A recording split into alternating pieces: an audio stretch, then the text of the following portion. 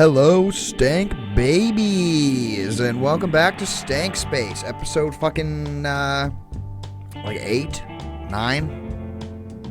I don't know. The last episode, we talked about, really cool cryptid monsters and spooky stories from Reddit. And, this episode, we're going to be talking about, moms. Mother's Day in general just happened, earlier. That was the last holiday, I guess. So I thought it would be cool to talk about, like, some funny stories from my past involving my mom and, like, what moms mean to me, and, like, motherhood in general. Jillian's not here today. She couldn't make it, but she is editing, and I'm sure she'll say hi, in her own special way. We weren't going to record, but I was like, you know what? The Stank Baby Army deserves an episode, even if both of us aren't here. And given the fact that Mother's Day just happened, I have something I can talk about, which is dope, because normally I have to sit and think and do a bunch of research or make Jillian do it all so that I could just listen and react like the last episode. Full of burps today. So yeah, let's talk about Mother's Day. You know, moms are cool because, like, the only people that can give life on the planet, which is crazy. I mean, like, yeah, you need a little from the dudes to help make it, but the fact that women are just, like, born with all the eggs that they'll have in their life automatically, like, that's fucking nuts, bro. That's nuts to think about. And then the fact that when they do get a little that up in their guts, sometimes it turns into this fucking weird little thing that wiggles around in their stomach that they become instantly connected with and have to carry for 9 months and then squirt out or forcefully have it removed via surgery. Like carving a pumpkin, but instead of guts inside a pumpkin, it's baby into your guts and you get it pulled out. I think we as human beings, maybe at least in American culture, kind of take our moms for granted or take motherhood for granted. And it's weird to me, the conversations that sort of come up around moms when you talk about moms. Like, the most famous category of mom in the United States right now, other than MILFs, is teen moms, bro. They made, like, a ton of shows off of teen moms, which is crazy. And if you watch it, you can see it's crazy. But it's always like some weird dialogue that spurns from it. Like, yeah, we can talk about moms and how cool moms are, but eventually that conversation will go to, like, abortion or my mom was a piece of shit, you know, or, you know, and that's not to say that abortion's bad in any sense. It's just like, it's weird to me that the things when you talk about moms that come up, like pregnancy, is almost always something that comes up when you talk about moms, or like gender roles and shit like that. And it's like, no one just sits and talks about their mom anymore. Like, how dope was your mom? If you had one. If you didn't, I'm sorry, because that's shitty, man. Like, everyone deserves to have that, like, good mom in their life, even if moms operate differently and stuff. Like, I've been lucky enough to have a few. For instance, or for starters, you know, my OG mom, the mom that popped me out, Cindy. She is super funny and super lit, and she has a big gap in her teeth, and it makes me laugh. And Cindy is the type of woman who, growing up, I always had foster siblings. She's the type, in the sense of, like, every kid in the neighborhood was kind of my mom's kid. Like, that's where everyone would go to hang out and kick it. And she wasn't like that super lax mom in the sense of, like, let you do whatever you want, like drink beers in the backyard and shit. Like, she had rules, and I wouldn't say she was strict, or at least not as strict as a person could be. But, like, she did a good job raising us and making sure we weren't total dickheads all the time. But my mom also is the type of woman that always has a lot on her plate, and I think that's where she thrives. She's like one of them women, where like you would think the amount of shit she juggles, you would think she had 27 and a half hands, but she's only got two, surprisingly. And one of the biggest things was just like she has 5 kids of her own, but then she would just add on with neighborhood kids. Not against their will or anything. That'd be creepy. But like 2 that I know that I can just speak of for a matter of fact is that my good friend D in high school lived with us for about a year and a half when things weren't going super good for him specifically. I don't want to speak about his problems without him here or anything, but long story short, he ended up needing a place to get away, and that was my house, and my mom took him in, no question. Same with a guy out here named Hector. He ended up in a bad situation and needed a place to stay, and my mom said, "'Kay," and he moved in and became our brother. And both of those men are still around to this day and still call her mom and still, like do things that a son would do for their mom. And like that's the kind of influence that my mom has on people, the impact that she has. Like when she chooses to care about you, which she almost always does, she really fully cares about you. And I don't know if that's more of a motherly instinct than it is just my mama, but for her, it was like never a question. And I learned about that type of unconditional love from her. And seeing that growing up, maybe not at the time, I didn't realize it at the time. I was like, okay, cool, another sibling. That's less cornflakes in the box, for me. But now I get it. And I think maybe it was due to some of the hard stuff she grew up with. And just knowing that family is important and that if you don't have one, she's more than willing to be that one for you. I also had another great mom who raised me for a year when things didn't go so great for me. Her name was Beth, and she's a super Christian woman. Super for the Lord. And before that, I was so against God, I guess. Like I said, a lot of bad shit. So I ended up, just kind of with the mindset that, like, at least the Christian God wasn't a thing that was prevalent to my life or something that I needed. And then, she was her husband, John, was a youth pastor at a small church. That was a Southern Baptist church. So it was very fire and brimstone kind of teaching that they're known for. Not a black church either. Black church would have been lit. Maybe I would have liked church. That's the only church I've ever liked, to be honest, is like a black congregation. Because, I don't know, I just feel like black people bring like a special life and vibe to everything.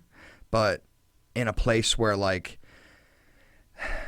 religious shit like that happens, I guess I could say that a black church just does it like better. Like I'm not a fan of like my mother's Irish, so like it was Irish Catholicism, and I'm not a fan of the like everybody stand up at the same time and say the same thing in the same voice. He'd be like, everybody fucking stand up and fucking repeat after me, and then he'd be like, and the glory and the blood of Christ forever and ever, and then everyone would be like, blah blah blah blah blah blah, like just say the same shit, and that always creeped me out as a kid, so bad. And my mom knew it. Speaking of moms, because that's what we're talking about, and she'd make me go anyway. And so then I just, that coupled with a lot of the bad stuff that happened to me in life that led me down the path that I did, just kind of made me like not have that faith, I guess. But then because of this other mom that I had, Beth, like I got to learn a little bit more culturally and maybe get a different viewpoint on the church and God and stuff. And then, I've just had other moms throughout my life, like work moms or black church mom, which was lit. Like I said, black churches, if you want to be into God, go to black church. Go to black church. Way more fun. Way more fun. way more lively in like what my idea of like being excited about your religion looks like. Just, yeah, I think, like my mom too, like, just to talk about moms and to keep rambling about moms, my mom wasn't the doler of punishment. Doler, is that a word? She didn't dole out the punishment in the house. That was my dad's job. My dad was a big scary guy from Texas. Not mine and Jillian's dad, my stepdad, Rusty. And so like it was my mom's job to fill in, I guess, that caring side of it, like the, oh, that's not that big of a deal side of parenting, the fun side of parenting, at least in my eyes. And just because I know I'm going to start telling stories about her eventually, I'll tell you one time, like, she wasn't aggressive with us, in a sense. Like, she was still our mom, so if we back-talked, you catch a wooden spoon to the ass or the top of the head. She was a parent in that old school type of sense, but wasn't like, sleep outside. Not that kind of mom. Not like, you don't get dinner. Like, even if we were grounded or in trouble, we would have dinner brought to our room. Like that kind of mom. But there are times where she has become like a mother bear, like mama bear mode, right? Like she had to go grizzly on a few motherfuckers. One instance I can remember is when I was in 5th grade. That's when I was diagnosed with ADHD. And of course, like at that time, anytime a kid was diagnosed with ADHD, it was like the immediate thing was got to get him on Adderall. Got to get him on some type of pill like that. And that's when I was prescribed Adderall, which is basically just meth, which is super cool if you're into that. I know it's probably helped a numerous amount of college students pass their fucking courses and cram and study, which is crazy that that's like what people use it for recreationally. People with ADHD don't, like, for me, it made me focus more in the sense that I would just become like a zombie. Like I would just become like, I'm looking at the proverbial blackboard as the teacher writes on it, like E equals MC squared. I'm just like, E equals MC squared. And like, but everything else about me, all the shit you babies love about me, all of this went out the window with Adderall.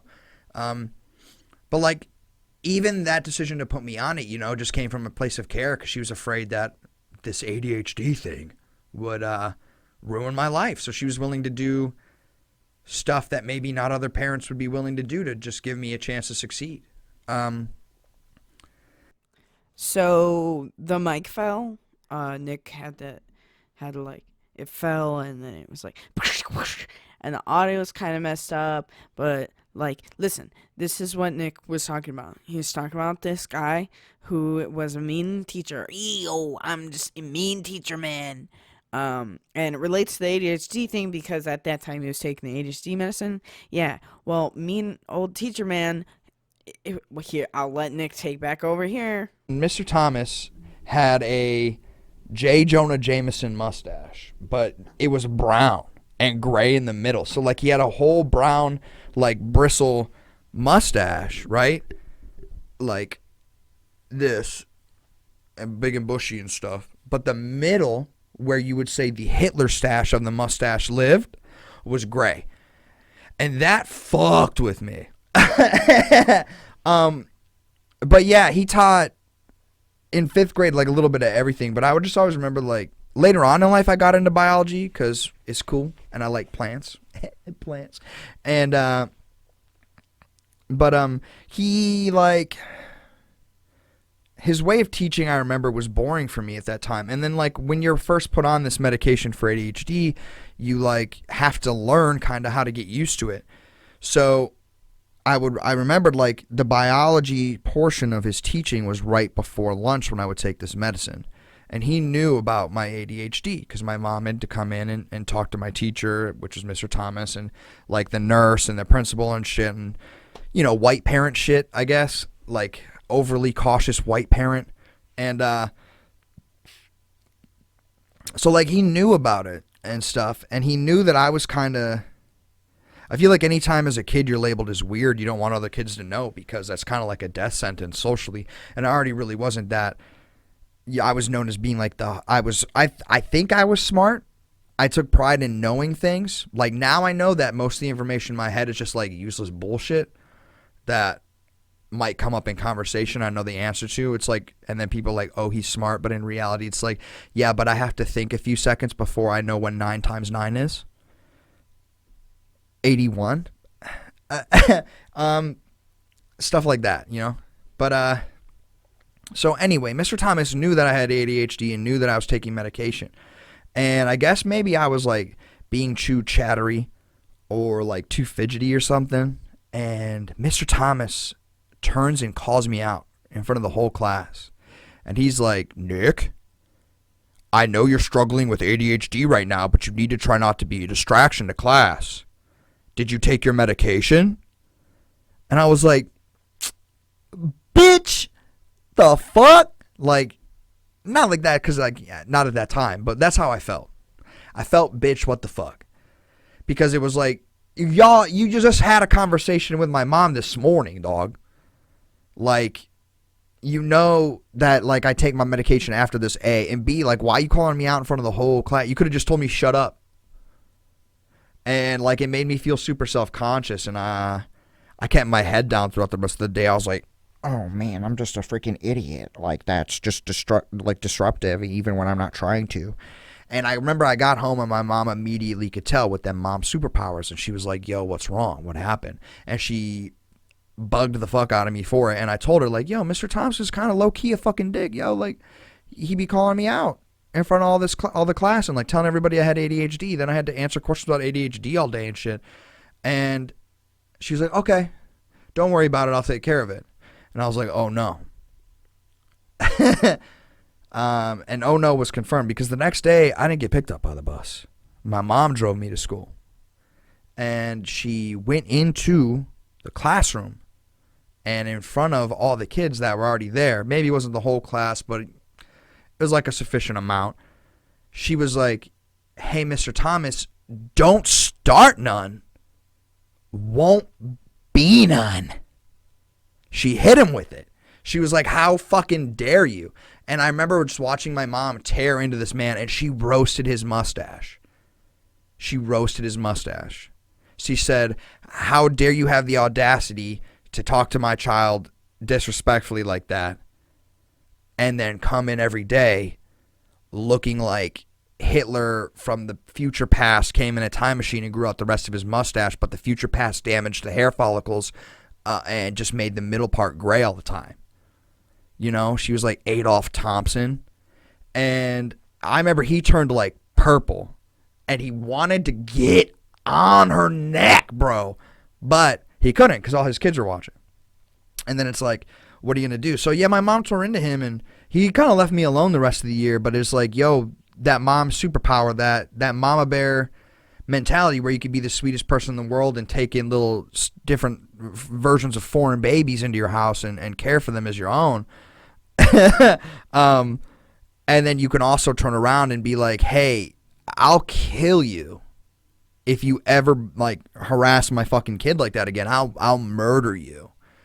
Not just physically, but like emotionally and spiritually, I will bring you down in front of a group of, 12 to 20 children that are all going to be talking about this now for the rest of the year. Really, you're always going to be known as Adolf Thompson. And that was kind of the first time I remember in my life being like, fuck yeah, mom. Because like my mom wasn't really, and still isn't really, a confrontational person unless it comes to her babies. And then she like beefs up Godzilla mode. Yeah, another story of my mom, something that happened recently. And I guess we'll close on it. I'll close on it. Right? Stories of my mom in a sense, right? So basically, like I said, one of the boys that she adopted in my life in high school, and he's been like a brother ever since, Devontae, he stops and visits my mom all the time. Like whenever he's in town, he'll visit her. He'll visit her more than he comes to see me. And it was around like 1 a.m. and my mom's like got insomnia and shit, so she'd be up. And he was probably just stopping because he didn't want to drive or whatever, or go to the bathroom or something, however he explained it to me. But where she lives, her driveway runs parallel with like an alleyway right next to a church. And so you can walk down this alleyway to see if there are any cars in her driveway, which is what D was doing, because he knows that everybody in and out this house like works different times and stuff. Like, I don't live with my mom anymore, but like my other siblings do, right? And they're old, and some of them are old enough now to work. So like, he just wanted to make sure, long story short, he just wanted to make sure he wasn't blocking anybody in that could potentially need to go to work, because he was going to crash there. So he parks his car across the street in like a public like parking spot, gets out, walks down the alleyway, goes back to his car after he sees that there are no cars in the driveway for him to block out, drives 5 feet forward into my driveway, or into my mom's driveway, and then starts getting his stuff out of the passenger seat to like get out of the car. Well, it turns out that there were 2 police officers that were supposed to be investigating a drug house that was like 2-3 streets over, like not even on the same street as my mom. But as they were driving by, they see Devontae walking down this alley and then walking back and getting into his car and pulling into my mom's driveway. So the one cop pulls up behind him without his lights on, gets out of the car with his lethal drawn. And if you don't know by the name Devontae, he's black. And if you don't know what's been going on in the United States, cops just be killing black people all the time. Not all the time. I mean, you know, I'm not going to get into the Black Lives Matter ACAB debate. Just know that growing up how I have and being close to the people I have and the cultures that I have, like, I'm not on the cop side. Let's put it that way. But so yeah, D is digging around, getting his stuff into his bag and trying to get out the car. And as he goes to step out the car, the cop that snuck up on him without any lights on, with his lethal drawn, points the gun at his face and tells him, "Don't get out of the car. Get back in the car." And D's like, "Why?" He hasn't even gotten his seatbelt off. He just opened the door to get out.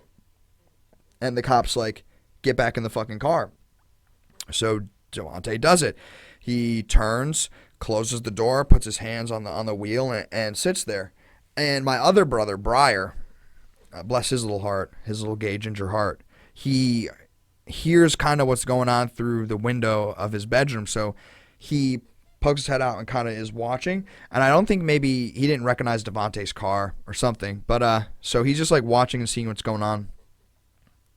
And the other cop pulls up, and they go, and the first cop is the only one that has his lethal drawn, and he's, from my understanding, from the police reports that my mother then got, he's the more rookie one. And then the other cop, who isn't as much of a rookie, he didn't have his gun drawn, but they're questioning Devontae, like, "Why are you here? What are you doing?" And they say that he was acting suspicious, that they watched him walk up and down the alleyway and then get into his car and pull into the driveway.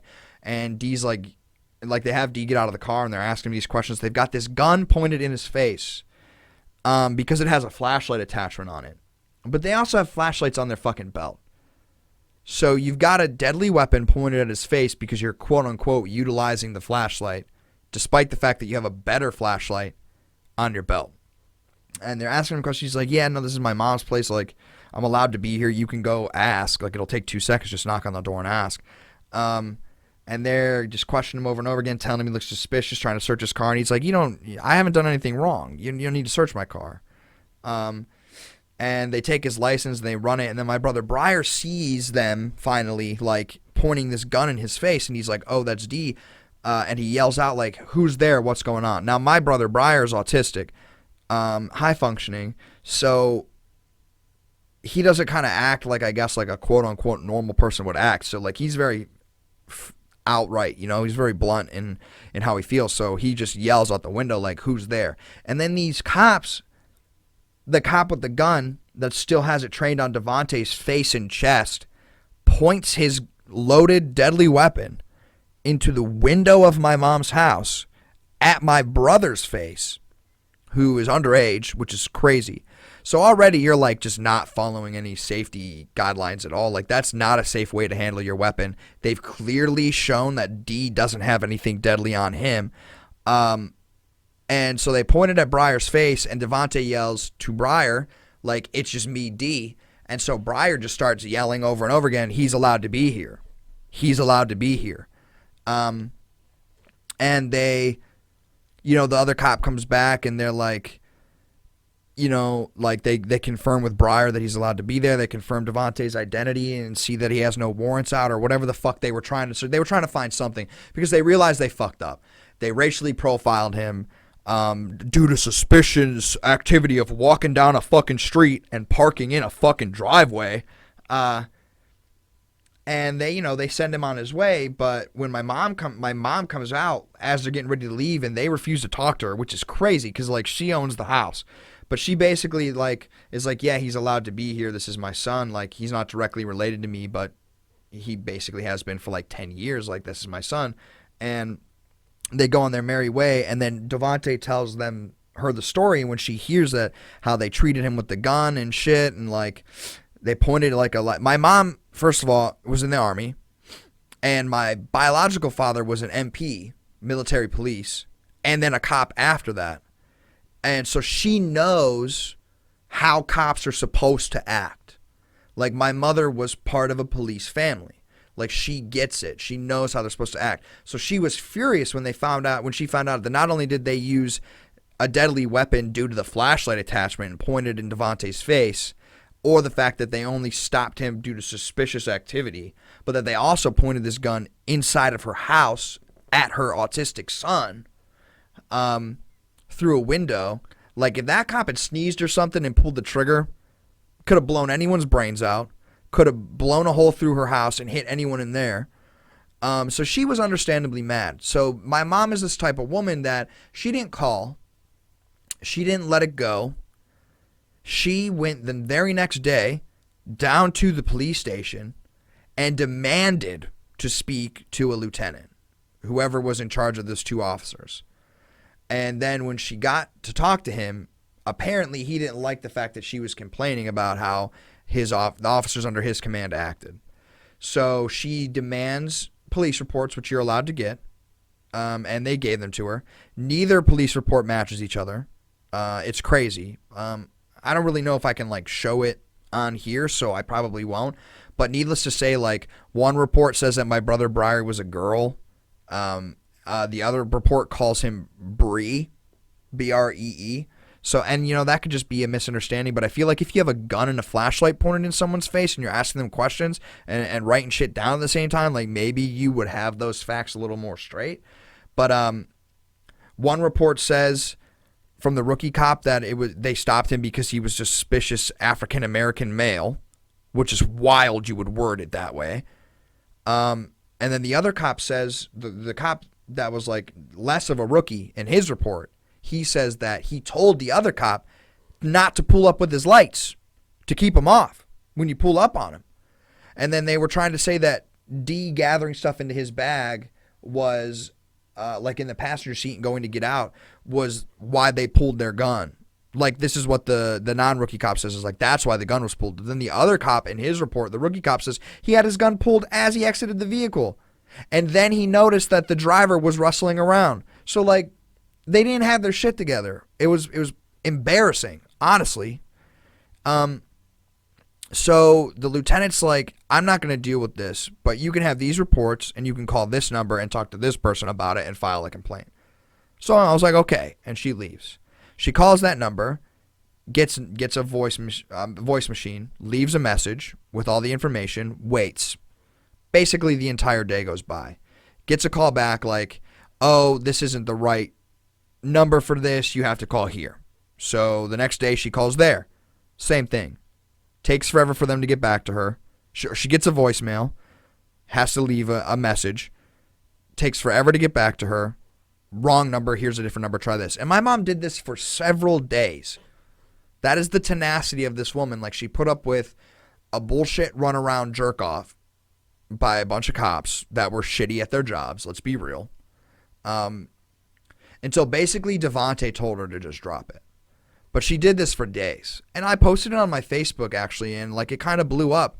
And it blew up to the point where so many people were sharing it and questioning APD that they changed their Facebook information because people were tagging their Facebook page. And they like basically changed it to say like, this is not a page where we take complaints or concerns. This is just a page to show the community, you know, like what the police do. It's like their little fucking propaganda page. That's what they use it for, is like, oh, Officer Dinklefuck bought an ice cream cone for this kid who just so happens to be black, so that means we don't hate black people. Oh! And, you know, that kind of shit. Pandering. Or like, we caught a man who had 2 grams of marijuana on him and we fucking threw him in jail. Booyah. Like, shit like that. You know, and it's not all like that. They have some good posts. Like, I feel like anytime you stop crack from getting into the fucking neighborhood, that's cool. Is it post-worthy? I don't know. But, like, good for you. Good job. You actually did your job. Oh, you stopped a rapist for the first time ever? Awesome. Excellent job. But then they, you know, they do dumb shit. But the point is that my mom, like, full-on marched into a police station and was like, fuck you. I know you're wrong because I was married to a fucking cop. You know, I was in the military. I know a little thing about fucking proper gun safety and protocol. You could have used anything, including just your normal flashlight, to point at my sons. And, like, honestly, this report right here says that they basically fucking profiled Devontae off of his race. And I want answers. I want someone who's going to fucking take care of this. And she dealt with their runaround phone tag bullshit for days. And the only reason she stopped, like, she was fully planning on doing this for as long as it took. And Devontae had to tell her, like, I get it and I love you and I appreciate you for trying, but this is shit that happens all the time. And this is what they do to handle it. And you're never going to get anywhere with it. And I think that's sad. But, like, just the fact that my mom was willing to... And my mom isn't anti-police by any means. You know, she's not like pro-Trump daddy, thin blue line, tattooed above her vagina kind of shit. But she's also not like, fuck the cops like I am. Like, you know... She's not like ACAB, but so it was kind of stunning to me because that's not even her like birth kid, but like that's, you know, that the whole story is, you know, other than to shit on cops for a second, that whole story just like goes to show that like, I'm just glad I have the mom I have. Like, if she's willing to do that for someone who's not even her own blood, I know that if I'm in trouble, my mom will do the most she can do. Or if I'm wronged, my mom will do the most she can do. Whether it's Mr. Adolph Thompson, whether it's Ashtabula Police Department, whether it's a football game full of a bunch of hood children, she will do what she needs to do to protect her babies. And that's awesome. And that's worth noting and talking about. So yeah, shout out to my mom. Shout out to Cindy. Thank you for raising me right and doing your best to always take care of us as best as you can. And for being willing to call out the people that wrong your children. I wish more moms were like you, and I mean that sincerely. Thank you. I love you. And yeah, guys, that's really it. You know, the incense burned out. I think it's been like half an hour. So we'll call it on that. Now I'm going to do a dab. Oh. And I don't know if Jillian's going to end the episode before I do or after I do. But I'm going to do this dab in honor of all the moms out there for being so litty-titty and awesome, much like these dabs. And, you know, here on Stank Space, like I said earlier in the beginning of the episode, sometimes we just got to do stuff solo. Because one of us is sick or not feeling good or can't make the drive out. We've also got a great lineup of guests coming up. So we're going to have a lot of awesome guest episodes. We're going to be having Caleb Bosler. This, you know, he's fucking awesome. One of my great friends.